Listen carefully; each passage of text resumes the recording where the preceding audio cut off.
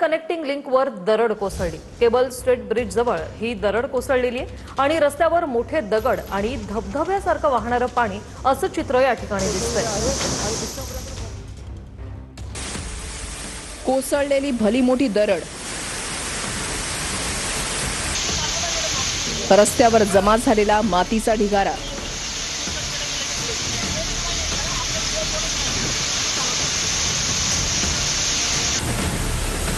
आणि धबधब्यासारखं वाहणारं पाणी। ही दृश्य आहेत पुणे मुंबई कनेक्टिंग लिंकची। कनेक्टिंग लिंकच्या पुण्याहून मुंबईला जाणाऱ्या लेनवर पहाटेच्या सुमारास भली मोठी दरड कोसळली। कनेक्टिंग लिंकमधल्या मुंबई दिशेकडच्या पहिल्या बोगद्याच्या शेवटच्या टोकाला ही दरड कोसळली। ही दरड कोसळली त्या ठिकाणाहून कनेक्टिंग लिंकवरचा केबल स्टेट ब्रिज सुरू होतो।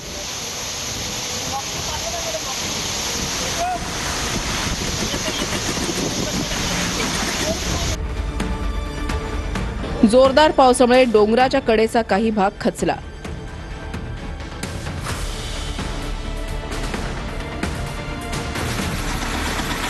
काही मोठ्या दगडांसह छोटे दगड आणि माती रस्त्यावर आली।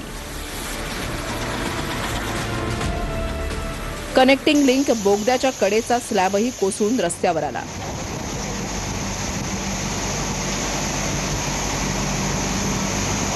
आपण पाहतो की वरती जो कॉर्नरचा भाग आहे मिसिंग लिंकचा तो देखील आता खाली पडलेला आहे। दृश्यामध्ये आपण पाहतो की या ठिकाणी खाली पडलेला पाहायला मिळत आहे। जेसीबी असतील, पोलीस दल असेल किंवा वेगवेगळे जे रेस्क्यू ऑपरेशन करणारे आहेत ते अत्यंत साधन सामग्रीने सध्या या ठिकाणी आपण पाहतो की मोठ्या प्रमाणात हा जो मलबा आहे तो बाहेर काढण्याचं काम करत आहे। दरड कोसळली त्यावेळेला सुदैवानं कोणतेही वाहन त्या ठिकाणाहून जात नव्हतं। दरड कोसळल्यानंतर हा मार्ग तातडीनं बंद करण्यात आला। कनेक्टिंग लिंकच्या बोगद्यामध्ये अडकलेल्या वाहनांना विरुद्ध दिशेनं बाहेर काढण्यात आलं। कनेक्टिंग लिंकवर कोसळलेली दरड हटवण्याचं काम सध्या युद्धपातळीवर सुरू आहे। कनेक्टिंग लिंक पाशी दरड कोसळली, इमिजिएटली ट्रॅफिक बंद करण्यात आला, डायव्हर्ट करण्यात आला। पुण्यातनं आणि मुंबईतनं दोन्ही साईडने लोकांना सांगण्यात आलं की हा रस्ता बंद आहे, अलर्ट मोडवर आपण आहोत। हे जे काही इव्हेंट्स आहेत हे इव्हेंट्स आज निसर्गाचं जे काही चक्र बदललेलं आहे त्याच्यातले इव्हेंट्स। असं नाही आहे की या संदर्भात कुठली तयारी नाही करण्यात आली, तयारी केली त्याच्यापेक्षा विपरीत इव्हेंट्स होत आहेत। पण निश्चितपणे संपूर्ण महानगरपालिका असेल, डिझास्टर मॅनेजमेंटची संपूर्ण यंत्रणा असेल, अशा सगळ्या यंत्रणा पूर्णपणे त्या ठिकाणी रस्त्यावर आहेत। विकासाच्या नावाखाली दलाली आणि भ्रष्टाचार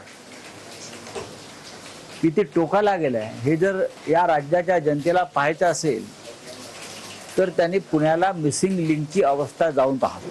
अशा व्यक्तींना उत्तर दिलं पाहिजे की ज्यांना समजतं, ज्यांना केवळ टीका करायची आहे, ज्यांनी जीवनात काही केलं नाही, एक पूल बांधला नाही, ज्यांच्या पक्षाने महाराष्ट्राचा सत्यानाश केला, ते आम्हाला प्रश्न विचारतात।